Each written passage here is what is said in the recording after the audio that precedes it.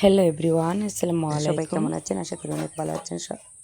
আরও একটা নতুন ভিডিও আপনার সাথে হাজির হয়ে গেলাম। সবাই আমার সাথে থাকুন, কন্টিনিউ করুন। আর এই ব্লগগুলো রমজান মাসে ধীরে ধীরে আপনার সাথে শেয়ার করতে যাচ্ছি। দেখো, রমজান মাসে উঠতে তো একটু দেরি হয়ে যায়, 10টা 10:30 বেজে যায়। তারপর দেখা যায় দিনটা কোন দিকে শেষ হয় আমি বুঝে উঠতে পারিনি। অন্য মাসের তুলনায় রমজান মাসটা আমি একটু দাঁড়াবার সময় পাই না। উঠে সারা কাজকর্ম, তো বাসন পরিষ্কার, ঘর বাড়ি পরিষ্কার করতে করতে দেখা যায় 1টা বেজে যায়। তারপর সবজি কাটে রান্না বান্না করতে করতে প্রায় আমার ইফতারের টাইমটা চলে আসে। অনেকেই বলে যে রমজান মাসটা কাটিয়ে নিতে পারে না, কিন্তু আমি রমজান মাসটা 1-2 পা দাঁড় করে দাঁড়ানোর সময় পাই না। এই তো আমার অবস্থা। তারপর তো ইফতার করে তারপর অনেকগুলো বাসন বের হলো, পরিষ্কার করব, তারাবির নামাজ পড়ব, তারপর ইফতারের জন্য রান্না বান্না করব। তারপরে যখন আমি এই ব্লগিং করি, ভিডিওর অনেক কাজ থাকে, ভিডিও আপলোড দিব, তার ভয়েস ওভার এডিটিং থাকলে এডিটিং করব। রাত 2টা 2:30 3টা বেজে যাবে, লাইভ করব। অনেক কিছু নিয়ে আমার দিনটা কোন দিকে চলে যায় আমি বুঝতে পারিনি। দেখো, এখন আমি কাজটা শুরু করে নিয়েছি, প্রায় 10টা থেকে কাজটা শুরু করে নিয়েছি। আর এখানে বালতির উপরে 2টা কাপড় দিচ্ছি। এই ভাঙাচোরা ঘরটা দেখতে পাচ্ছেন, এত নোংরা হয়। আমি এর জন্য 2টা কাপড় দিয়ে দিই। প্রতিদিন একটু ঝাড়ঝুড় করলে উপরটা পরিষ্কার হয়ে যায়। আর প্রতিদিন এটা পানি দিয়ে ধুতে হয় না, 7-15 দিন পর কাপড়গুলো আমি ধুয়ে দিলে পরিষ্কার হয়ে যায়। আর এই টেবিলটা কিছুটা পরিষ্কার আছে, খাওয়া দাওয়ার পর দেখা যায় একটু পানি বাচ্চার পরে এগুলো একটু কাপড় দিয়ে মুছে নিলে হয়। আমি জানালাটা খুলে দিচ্ছি, অনেকটা বেলা হয়ে গেছে, দেখতে পাচ্ছেন পুরো রোদ উঠে গেছে। আর রমজান মাসের ব্লগগুলো দেখতে এত ভালো লাগছে, বালিঘর সব কিছু এত সুন্দর ছিল। তখন তো বর্ষাকাল ছিল না, মেঘ ছিল না, এর জন্য দেখো আমি পরিষ্কার করে নিচ্ছি। আর এই বিছনাটা কিন্তু গুছানো আছে, তারপরে মশারিটা এভাবে রাখা একদম খারাপ লাগছে, এর জন্য আমি মশারিটা সুন্দর করে নিচ্ছি। এই রুমে আমাদের শোয়া হয় না, আমার বড় মেয়েটা তো বাড়িতে থাকে না, আমরা 4জন আছি। যখন আমাদের অন্য রুমে 2টা বেড আছে জয়েন করা, এর জন্য এই রুমেতে আমাদের 4জন শোয়া হয়ে যায়। আর এটাতে দিনে আমি মাঝে মধ্যে আমার বাবাকে দিনে ঘুমানোর পরে এই রুমে আমি শোয়াই। মশারিটা হয়তো টানিয়ে দেওয়ার পর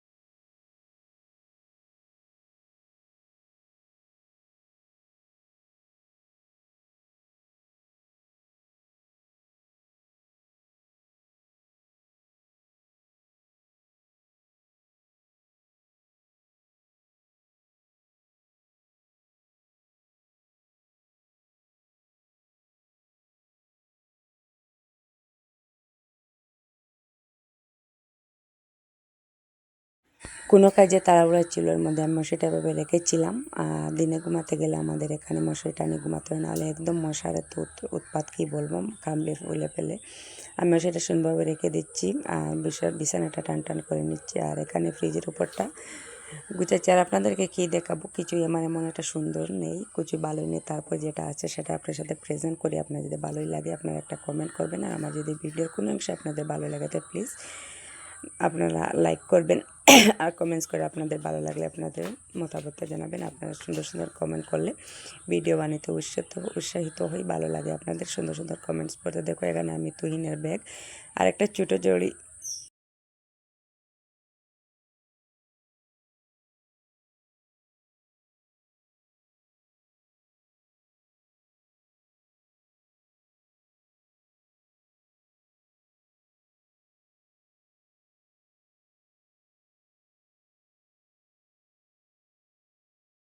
তুহিনের ব্যাগ আর ছোটো জুড়িটা রাখি এখানে। ছোটো জুড়িটা এগুলো একটা কাপড় দিয়ে ডেকে রাখি, না হলে এত ধুলা বালু কী বলবো, পুরো ঘরটা সাদা হয়ে যায়। আর এটা জুড়িটাতে আমার বাবার ছোটো ছোটো কাপড় চোপড় রেগুলার যেগুলো ইউজ করে ওগুলো রাখি।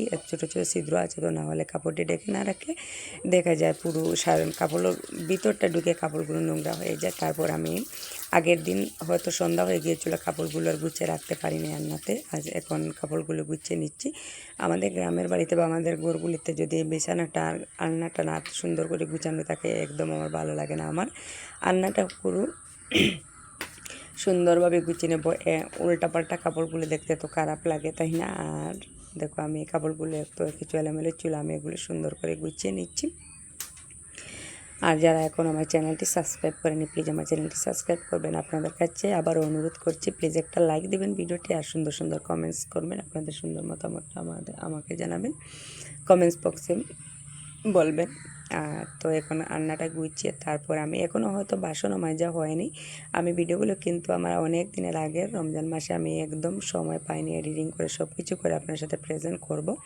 এখন ধীরে ধীরে আপনার সাথে প্রেজেন্ট করে নিচ্ছি। তারপর চলে আসলাম সোফাগুলো জালে মুছে নেবে। আমার একটা অভ্যাস হয়ে গেছে, কি বলবো, প্রতিদিন উঠে সব কিছু কাজ রেখে আগে বিছানার উপর সোফাগুলো কাপড়গুলো একটু এলোমেলো থাকলে এগুলো গুছিয়ে জাড়াজুড়ি করে নেওয়া। এই অভ্যাসটা আমার, যতই গুছানো না থাকুক, পরিষ্কার থাকুক, আমার এগুলো আবার পরিষ্কার করতে হবে। আর গোসলের আগে আমার ঘরটা মুছতেই হবে, যতই মোছা থাকুক, পরিষ্কার থাকুক। গোসল করার পর আমি ঘরে আর ঢুকতে পারি না, যে এগুলো যদি আমি করি না ঘরটা আমার গোছালো লাগে। আর গোসল করার আগে সব কিছু কাজ করে যদি গোসল করে ঘরে আসে আলাদা একটা শান্তি ফিল হয়, তাই না বলেন? আমরা মেয়েদের সবাই এরকম, হয়তো আমাদের যারা পরিষ্কার গুছিয়ে রাখতে মানে রাখি বা পছন্দ করি, সবার এরকম হবে। এখন এই করে বিছনাটা আমি উঠেছিলাম, আর এটা ঝাড়ু দিয়ে ঝাড়া দেওয়া হয়নি, বা বেড কাভারগুলো টান টান করা হয়নি। এখন আমি এই রুমে চলে আসছি, আর এই রুমেতে আমরা 4 জন থাকি। এই এই বেডেতে আর কেউ থাকা হয় না। এখন ঘরটা ঝাড়ু দিব, ঝাড়ু দিয়ে তারপর অন্য কাজটা করে নেব। হয়তো মুছবো, না হলে বাসনগুলো মেজে নিব। দেখা যায় আগে ঘরটা ঝাড়ু দিয়ে নিই, তারপর আমি বাসনগুলো বা যেটা কাজ হয়তো দেখবো করলে ভালো হবো সেটা করব। ঠিক আছে, আপনারা আমার সাথে থাকুন। ভিডিও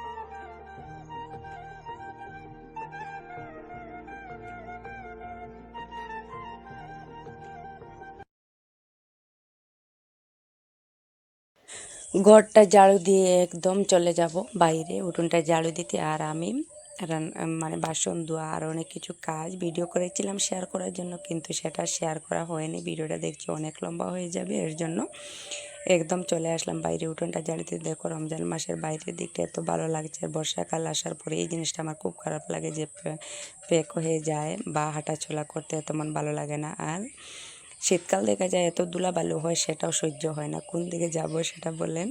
গরমও বেশি সহ্য হয় না, বেশি শীতও সহ্য হয় না। তারপরেও আমি বলি আমার গরমটা ভালো লাগে। এত জিনিস গায়ে লাগাতে হয় না, হালকা পাতলা থাকা যায়, যেসব যখন তখন গোসল করা যায়, একদম শরীরে অলসতা থাকে না। এর জন্য আমার খুব ভালো লাগে। জানি না শীতকালটা আমার তেমন একটা ভালো লাগে না, কিন্তু বাড়িঘরগুলো খুব ভালো লাগে, সুন্দর থাকে।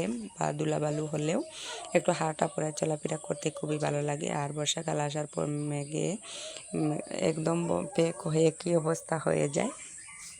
আর কি অন্যরকম লাগে, ভালোই লাগে না। তারপর রোদ দিলে তেমন একটা ভালো, একদিন দুদিন রোদ দিলে হয়তো 3-4 দিন রোদ দেয়, সরি 1-2 দিন বৃষ্টি দিলে হয়তো 2-3 দিন রোদ দেয়, এমনই হয়। তখন চলে আসলাম। আর দেখো আমি মানে ঝাড়ুটা দিতে সময় কত ধুলাবালি, প্রতিদিন মাথায় শ্যাম্পু করি, তারপর দেখা যায় মাথায় একদম মানে ময়লাতে হয়ে যায়, এই অবস্থা। আর আমাদের বোরিংয়ের পানি তো এত আয়রন থাকে, তারপর এত ধুলাবালি উঠলে প্রতিদিন মাথায় আর হাত দেওয়া যায় না, এমন অবস্থা। তারপরে কাজগুলো তো করতে হবে, এরকম নোংরা ফেলে রাখতে হবে না আমাদের। যতই কষ্ট হোক, শ্যাম্পু বারবার করো আর বারবার গোসল করো, তারপরে করতে হবে। আর আজকের মতো এখানে বিদায় নিচ্ছি, আল্লাহ হাফিজ।